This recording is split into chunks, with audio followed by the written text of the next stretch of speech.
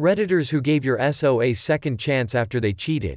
Why did you forgive them and have you learned to fully trust them again? How is your relationship now? Story 1. I was 19 and we had been seeing each other for 6 months and he calls and tells me he slept with someone else the night before. I lived an hour away. I broke up with him right away. Couple days later I'm thinking about it and I hadn't had a period in a while, so I take a pregnancy test and I'm pregnant. I tell him and he tells me he will take care of us and we are a team now and we'll do it together. So I forgive him. He told me right away and I'm young and freaked out. 4 years later we get married. Years after that we have another kid. We buy a house in the suburbs, both work, go on dates, ride our bikes, and we're just a perfect happy family. I trusted him completely. Took a while, but we had overdone so much at a young age. 6 months ago he sits me down and admits that he had slept with over 10 different women this whole time. We're divorcing. Reply. I am so sorry. I read this thinking, a happy ending anyway, and the end caught me off guard. Giving you all the virtual hugs. I was expecting a people can change when they mature ending. It seems he neither changed or matured. Story 2. Never been cheated on, but I am a lawyer who's done a fair number of divorces. The cheater's age is a huge factor. If you're 18 to 29, and he or she is already running around on you, fuck that noise. It's a symptom of a deeper problem, and just the first of many ways that you are going to get hurt in the relationship. If you're 30 to 45, maybe it's worth it to stay in the relationship. Your mileage may vary. If you're 45 plus, and you still love each other, and you've built a life together that you otherwise really like, but the sex has gotten boring or infrequent, then take a good hard look at forgiveness. Reply. Well, you are correct for sure. I've been married for 36 years. The husband cheated on me twice in that 30 to 45 age group. Once when I was 32, again when I was 42. I never freaked out once I knew. It was the suspecting that was eating me away inside and out.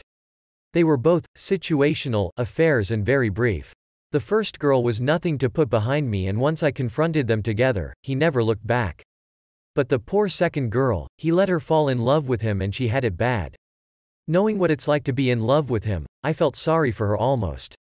Oh, I hated the bitch through and through, but I'm not heartless. She went after him and he was mean and dismissive and fucking scared of her fucking up his life. I told her finally that he didn't love her and he never would, no matter what she did or said to him. I told her that he was mine. She wasn't the first, but I suspected she'd be the last. That he'd never walk away from our 5 and 11-year-old boys, or me. Ever. FF to us in our 60s. It's all good. We still play Here Comes the Bride on Saturday nights, and that oldest kid has given us a wonderful grandchild that we both worship. From the moment I fell in love, I never wanted another man, so I didn't understand what he did. And I didn't have to understand. I just had to forgive. So that's what I did. Sometimes now we are watching TV and there will be some cheating spouse of either sex and I will tease him. Hey baby, should they keep it zipped? Fucker still blushes. Story 3. I gave her a second chance, but broke it off years later. All the insecurities and negative thoughts will slowly eat you apart. Don't recommend anyone to go through the same experience. Edit. We're still good friends though. Edit 2. People are asking, how do you stay friends with someone that betrayed your trust?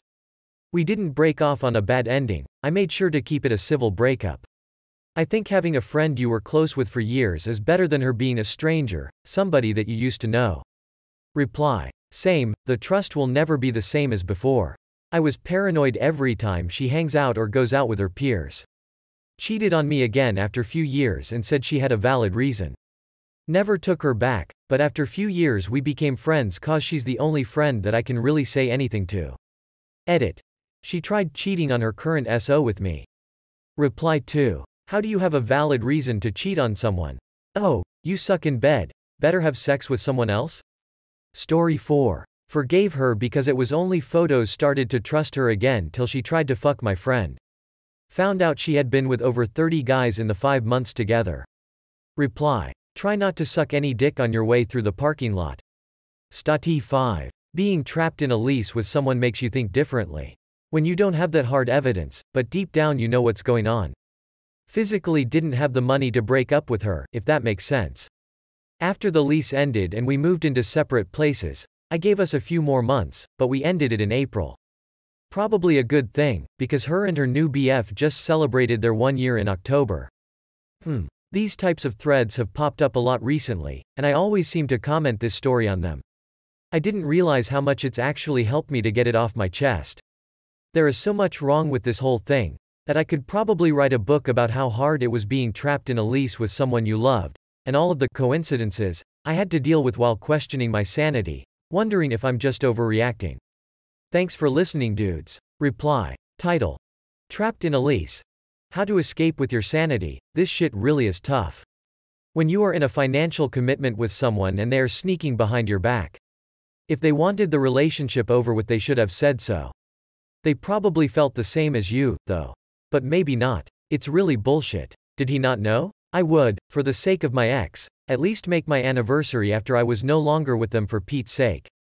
Reply 2. My husband and his ex were trapped in a lease together after she cheated on him and he broke up with her over it. He ended up basically moving into the guest room.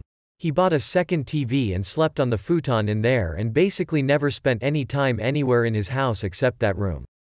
He wouldn't even go into the kitchen to cook, because less than a month after he and his girlfriend broke up, her new boyfriend, the guy she cheated with, basically moved in. He was there all the time, slept over almost every night. If he left that room, he was faced with his ex and the guy she cheated on him with getting all cozy. He had to put up with that for 4 months until the lease was up and he could move. Story 6. My wife ran off with my best friend. Life's been shit since, I miss him so bad. Reply. Am I the only one who just did a double take on reading this? You miss your best friend and not your wife? Reply 2. Plot twist. Best friend was a loyal dog. She took him for a run 10 minutes before op posted. Story 7. I forgave her. She didn't even remotely try to make up for it. Not even walk on eggshells about the subject. Like she would mention the guy to me over and over again as if I was supposed to console her over the fact that he just wanted sex from her. I broke up with her for good when she did it again. Never again. She's still miserable like 4 years later. What a way to throw a 10-year relationship down the drain.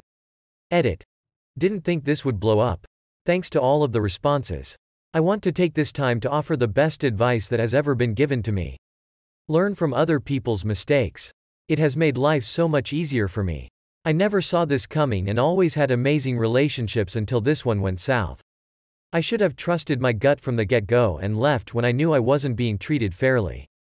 Honestly, you shouldn't be with someone unless they're making the same amount of effort or at least make you feel appreciated for what you do for them. Learn from me and don't get walked on. You'll be much better off and proud of yourself for putting your foot down. Reply. Damn, 10 years together. Throughout all those years, did you ever see signs that your relationship wouldn't work? OP reply. Yeah. Things stopped being 50-50s. It got to the point until I was carrying all of the responsibility in the relationship with like zero in return. I should have left way before. I am great now. I knew exactly what I didn't want in a woman after her and stuck to my guns until I found a good one. Subscribe.